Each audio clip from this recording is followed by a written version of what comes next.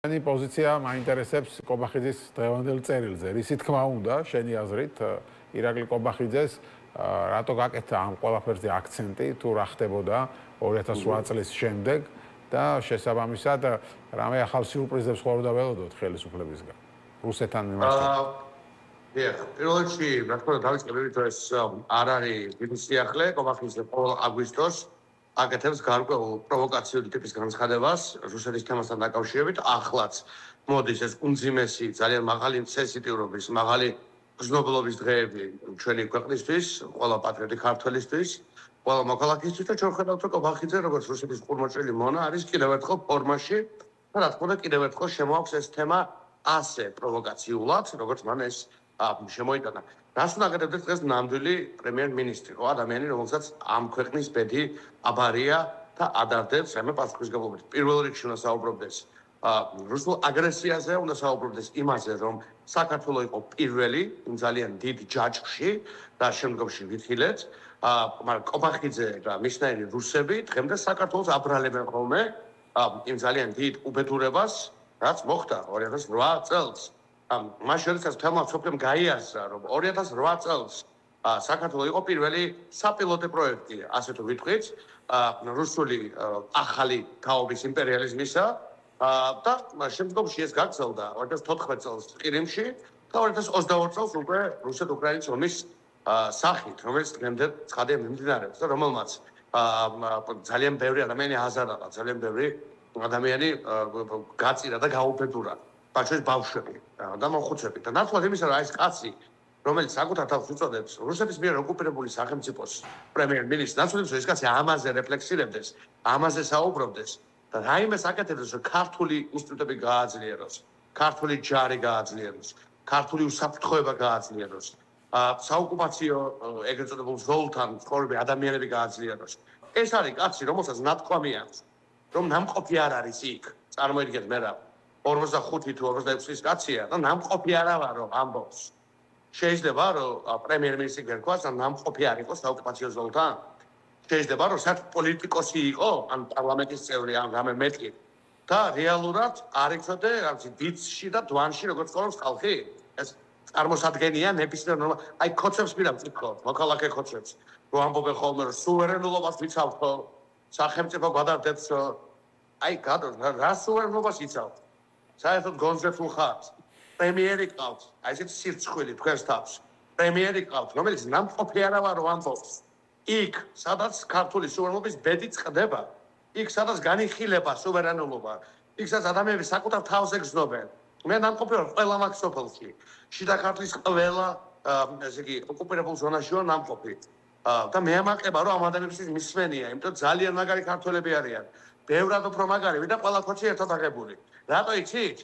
ამ ხალხს აქვს შანსი რომ დატოვოს იქაურობა, მაგრამ არ ტოვებენ, იმიტომ რომ კი, ცოტათი გადმოწიეს აქეთ, სოფლები გაუნადგურეს, ოჯახისები დაუხოცეთ, მაგრამ თავის მიწას ამაგრებენ, იქ არიან ბოლომდე და არ უშვებენ ღორ ფაშისტ რუსებს აქეთ. და კობახიძე პრემიერ-მინისტრი, არა, ის ხალხია პრემიერ-მინისტრი, ბევრად უფრო მეტად, ვიდრე ეს რაღაცა რუსეთის არარაობა, რომელსაც მართავს საგარეო დაზვერვა და ნარიშკინი.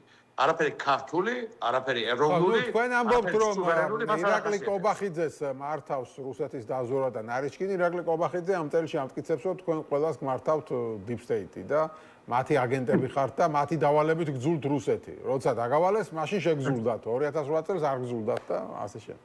ხო, მოდი ჯერ იქ დავიწყოთ, რომ უკაცრავად ტოლინახოს კოჩი გააგროს, მანაც და ყველამაც აქენ დავიწყოთ რა. რაც მე პირი გავაღე, მთელი ჩემი ცხოვრება მე პირადად, რაც მე პირი გავაღე, რაც მე რაიმე საზოგადოებრივ ლაპარაკობ პოლიტიკის გარეშეც, ჩემი ქვეყნის ეროვნული ინტერესების დამცველი ვარ. და არავის არ მივცემ არც ერთი წამით უფლებას, რომ ამაზე ლექცია მიკითხოს, მაგრამ ნახეთ თავარი განსხვავება რა არის. მე არა ვარ ამ ქვეყნის პრემიერ-მინისტრი და არც მინისტრი.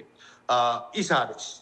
მისი პოლიტიკა განისჯება ეფექტებით, შედეგებით, ხო, იმპლიკაციებით, მე პოზიციებით და ჩემი პოზიციები შეიძლება ნახოს ძალიან კარგად.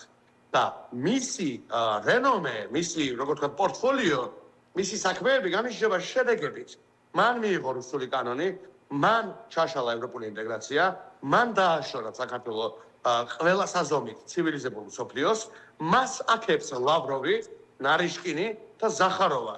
ამიტომ და მე არ მაქებს deep state-ი და ამჭირდება deep state-ი, რომ იმ გზაზე ვიყო, რაზეც იყო ილია ჭავჭავაძე, ეფთივე თაყაიშვილი, გრიგოლ ფერაძე, იმ გზაზე, რაზეც ხვდებოდა ხალხი, რომ ეს ქვეყანა აქამდე მოეწანათ. ქართველები იხოცებოდნენ, მაროვაყაშვილი, მოკვდა ადამიანს შეწირა საკუთარი თავით, 19 წლის გოგო. იმას და არა იმას, რომ ირაკლი კობახიძეს ემართა, მაგრამ ეს ქვეყანა, მაგრამ მაგას გამოვასწორებთ. იმას, რომ ეს ქვეყანა ყოფილიყო სუვერენული, თავისუფალი და დამოუკიდებელი. და ეხლა ეს კაცი გამოდის მართლა კრემლის ბუთიყუში. ვინმის ამის უფლება და რაღაცა ჭკუას გასწავლის, აქ გვებლატავება მაპატიეთ სიტყვისთვის. და ამიტომაც თქვი, რაც თქვი. ნახოს თავისთავად რუსები და მათ ელაპარაკოს კრემლში დაწერილი მესტიკბოქსი. ჩვენ ეს არ გვაინტერესებს.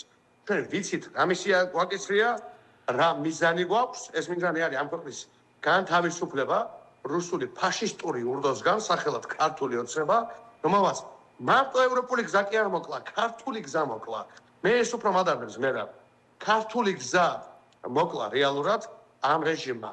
ნახეთ დემოგრაფია რა დღეშია, ეს დღეები მუშაობ ამ საკითხზე ყველაზე მეტად, ხო? ნახეთ ქართული სოფელი რა დღეშია, ქართული რეგიონი რა დღეშია. 200 სოფელი როა გამქრალი ქართული. ეს ევროპულ ინტეგრაციასთან არის კავშირში? თუ რუსულ ინტეგრაციასთან? 200,000-ზე მეტი ქართველი რო 2 წელში გავიდა მარტო, ეს ევროპულ ინტეგრაციასთან არის კავშირში თუ რუსულ გზასთან? 272,000 ბავშვი რომ მშიერი და გასტრონომიის სააგენტო რო გახსნეთ. გაუმაცხარი ქარუმიძე გააძღონდა პოსტი მისცენ. ბავშვები სიმსვლობენ ამ ქვეყანაში გასტრონომიის სააგენტო შექმნეს. რომ ვინმე ლევან ქარუმიძე ძალიან კარგი ადამიანის შვილი გვერდმარცხონობს. თვითონ სამარცხინო მაპატიეთ, სამარცხინო ყველა იმ ღირებულების მოღალატე, რასაც მამამისი იცავდა მათ შორის. გასტრონომიის სააგენტო შეუქმნეს, იმიტომ რომ ვერ მოუნახეს ახლა რაღაცა შვიდნიშნა ხელფასის აღების მექანიზმი. და როგორც კი ახსენებ, რომ ბავშვებს შეათ ამ ქვეყანაში, როგორც კი ახსენებ, რომ რეალურად მოხუცები შემშილობენ, თქვენ რომ 1200 ლარი დაემატეთ ხორებივით, 13,000 ლარი რო არ გეყოთ და კიდე რომ დაიმატეთ და აქ რომ ბავშვები და მოხუცები შემშილობენ და ამას რო ახსენებ, ფული არა გვაქვს ამბობენ და ლევან ქარუმიძის გასტრონომიული სააგენტოს ფული ხო გაქვთ? მართლა უსიცხვილო ადამიანებო. და ეს არის, მინდა რომ ყველა კოცი დაფიქრდეს, ქართული ოცნების ყველა მომხრე დაფიქრდეს. თორე კორუმპირებული ქარუმიძე რაზე უნდა დაფიქრდეს ამ მსგავსი, ხო? ასაგებია, მაგრამ ნახეთ კობახიძე რაზე აკეთებს აქცენტს. მე რა. ეს ქვეყანაში ცხოვრება ვინმეს ოცნება იყო? ჯოჯოხეთი ქონდათ ოცნებად, კაცო არ გამაგიჟნოთ. ჯოჯოხეთი თუ უნდა და ვინმეს ოცნებად აბატონო. და ვისაც გვინდოდა დემოკრატია, პროგრესული კანონები, უფლებრივი დაცულობა.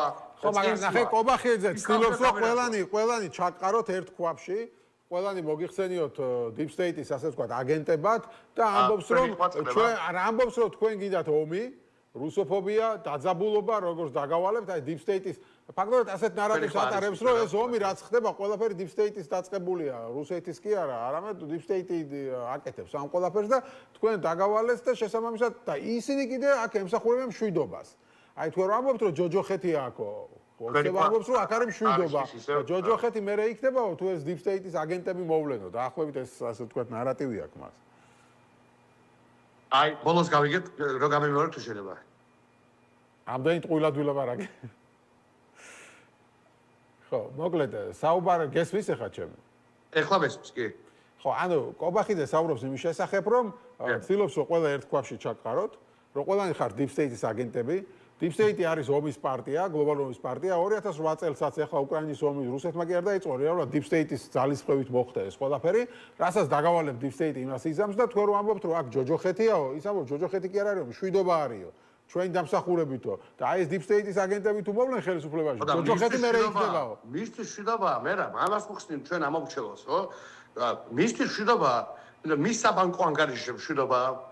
მისი შვილები, ღმერთმა ყველა შვილები კარგად ამყოფოს. მისი შვილები დადიან კერძო სკოლებში, არ შეათ, არც მოახშიოთ ღმერთმა საუკეთესო რუსებს ბავშვებს, მithom ყველასი.